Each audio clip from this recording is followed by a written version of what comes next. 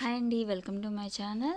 ఈ వీడియోలో గులాబీ పువ్వులు ఈజీగా ఎలా చేసుకోవాలో చూపిస్తున్నాను. చూడండి, ఇట్లాగా వేయంగానే ఈ గులాబీ పువ్వుల గరిటె నుంచి విడిపోతాయి అన్నమాట. అలా ఎలా వేయాలో చిన్న చిన్న టిప్స్ పాటిస్తే చాలండి, చాలా ఈజీగా చేసుకోవచ్చు. ఇవి నేను ఇక్కడ అరకిలో మైదా పిండి తీసుకుంటున్నాను. అరకిలో మైదా పిండి ఎన్ని కప్పులు వస్తుందో చూపిస్తున్నాను మీకు, అంతేను. 4 కప్పులు వచ్చిందండి. ఇదిగోండి, ఇప్పుడు ఇది నిండా తీసాను కదా, ఇంతకుముందు కొంచెం వెల్తిగా తీసాను, సో సరిపోతుంది. ఇది 1 కప్పు, 4 కప్పులు మొత్తం వచ్చింది. ఒక ½ కప్పు వచ్చి బియ్యం పిండి తీసుకున్నాను అనమాట, కొంచెం క్రిస్పీగా ఉంటాను, మొత్తం మైదా పిండి కాకుండా. ఇప్పుడు ఈ కప్పు మెజర్మెంట్ ఎందుకు తీసుకున్నాను అంటే, మీకు పంచదార కొలతకు సరిపోతుంది అన్నట్టు చూపించడానికి తీసుకున్నాను అనమాట. రుచికి సరిపడా సాల్ట్ కూడా వేసుకొని, అంటే కొంచెమే వేసుకోండి, మరి ఎక్కువ వేసుకోలేదు. పంచదార వేస్తాం కదా, పంచదార బెల్లం వేస్తాం కదా, సో స్వీట్నెస్ కొంచెం సాల్ట్ యాడ్ చేస్తే స్వీట్నెస్ టేస్ట్ బాగుంటుంది అనమాట. 1 కప్పు నిండా పంచదార తీసుకున్నాను. అలానే 1 కప్పు బెల్లం కూడా తీసుకున్నాను. బెల్లం కొంచెం తురుము అనమాట, స్మాష్ చేసి ఒక తలగట్టు కప్పు బెల్లం తీసుకొని ఇందులో ఈ మునిగేంత వరకు నీళ్లు పోసుకొని నానబెట్టానండి. నేను చేసిన ప్రాసెస్ మీకు చూపిస్తున్నాను. ఒక ½ అవర్ నానిపోతే పిండి అనేది కొంచెం నానుతుందన్నమాట.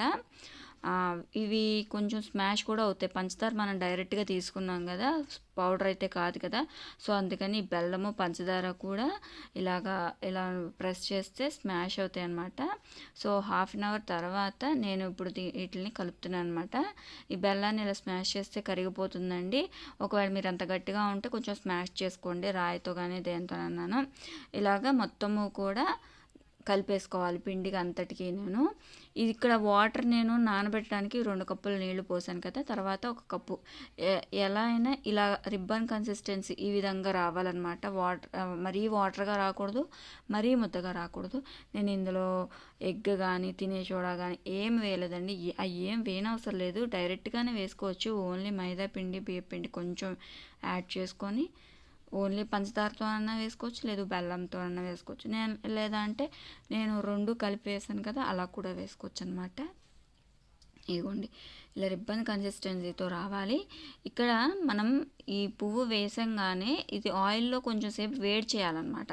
ఆ వేడి చేయటం వల్ల మనం ఇది పిండిలో ముంచంగానే ఆ పిండి ఈ పువ్వు గుత్తికి అతుక్కుంటుంది అనమాట. అతుక్కున్న తర్వాత ఇందులో ప్రెస్ చేయంగానే ఇలా వచ్చేస్తుంది.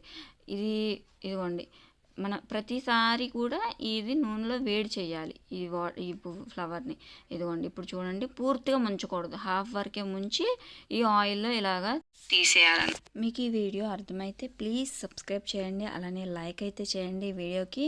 Please subscribe. Thank you.